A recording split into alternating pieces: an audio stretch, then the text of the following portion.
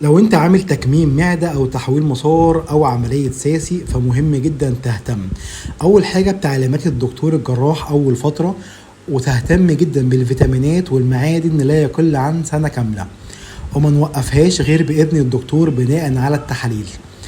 نهتم جدا بالبروتين البودر اول شهرين علشان نحافظ على عضلاتك وحرقك وصحتك، ويكون نوعه واي بروتين ايزوليت. وبلاش ناكل كل ساعة النقنقة، ونخليها كل 3 ساعات وجبة. حتى لو انت بتاكل كل ساعة وجبة صحية هتثبت في الوزن.